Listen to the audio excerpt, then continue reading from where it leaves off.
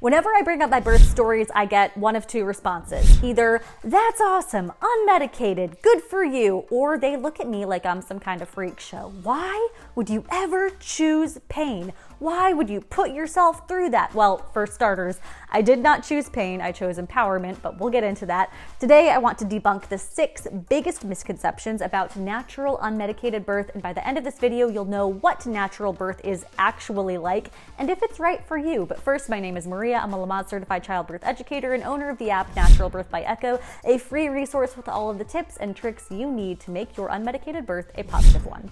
Okay, the first misconception about unmedicated birth is that it is all excruciating 10 out of 10 hideous pain. No, labor is a ton of work, it's effort, and sometimes those intense sensations are akin to what we call pain, but the difference is that these sensations are good.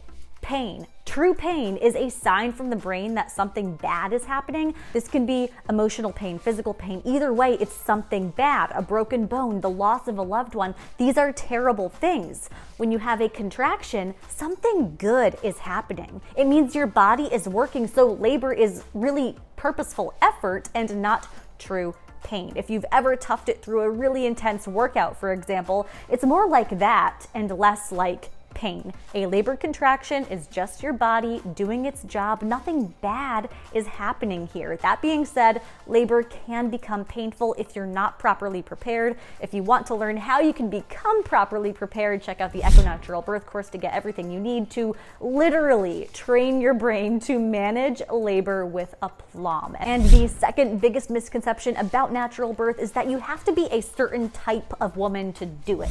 You have to have a really high pain tolerance or be super crunchy granola. That couldn't be further from the truth, actually. A huge study was done on the type of woman who gives birth naturally, and it was found that personality type, intelligence, race, culture, none of it matters. We are all equipped to labor and birth just the same, which is something I love to see. Motherhood unites us as women. No matter who we are, where we come from, we are all equipped with the same God-given strength to bring forth new life. I mean, I would love to say that there's something special about me. I've had 2 unmedicated births, but the reality is I'm pretty normal and my pain tolerance is low. So if I can do it, you can too. You don't have to be a certain type of woman to do what your body is designed to do. Okay, the third misconception is that childbirth is super easy. You might have heard of the pain-free birth movement or come across completely painless hypnobirths and been like, pain in childbirth is a lie. And for some women, childbirth really is completely painless and easy.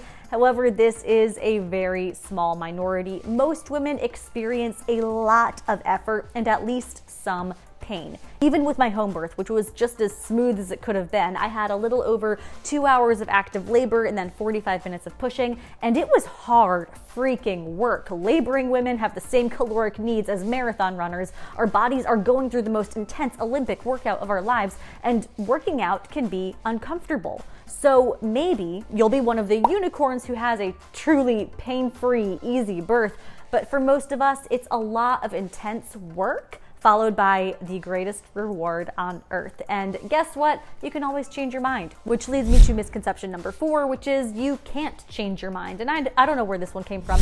Of course, this isn't true. It's your birth. You can do whatever you want, change your plans, it's up to you. You might have a birth plan to do this, that, and the other, and then when labor starts, your intuition tells you something completely different, and that's fine. Flexibility is good. If you end up deciding unmedicated isn't for you, it's been 36 hours, you're exhausted, get the epidural. If that's what you need to feel good about your birth and be present for your baby, then that kind of trumps everything else. Nothing is set in stone. You can change your mind. Okay, the 5th misconception is that unmedicated birth is dangerous, and this kind of goes along with the misconception that birth itself is inherently dangerous and requires medical intervention, thus less intervention equals more danger.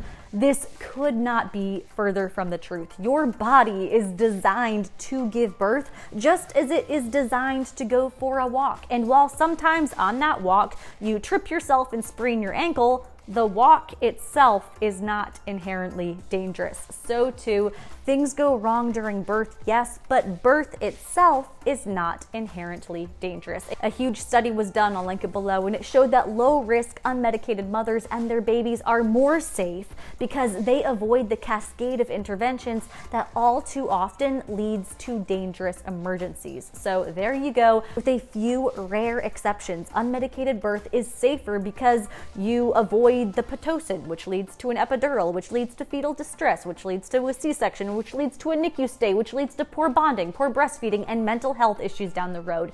This is not safer. You can avoid all of it by staying unmedicated. The next misconception I want to address, and this is a big one, and that is pain equals suffering. Pain sucks. No one likes pain, but it doesn't have to get to your head. I like working out, and there is a kind of pain that comes from lifting really, really heavy weights over and over, but I'm not suffering because of it. Labor is the exact same thing. Interestingly, the majority of United States women get an epidural, they feel no pain in childbirth, and yet 45% suffer birth trauma. They're not in pain. Why are they leaving their births traumatized? Well, there are a lot of answers to that question, but it all comes down to this.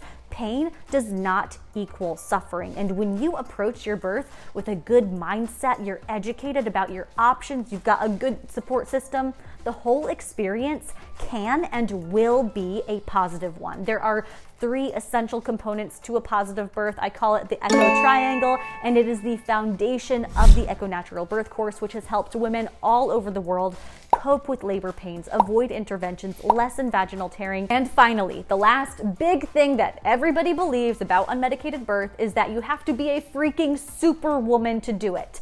And this is actually true. It is true for home birth mothers. It is true for C-section mothers. It is true for every mother in between. You are a superwoman, no matter what kind of birth you choose. You have brought forth new freaking life. There is no greater accomplishment on this earth. No matter who you are or how you give birth, you truly are a superwoman, and that merits celebration. Okay, that wraps up the top misconceptions about going unmedicated. If you liked this video, you are gonna love my other stuff, so hit subscribe to get the evidence-based tips you need to have the kind of birth you want, and I will see you next time.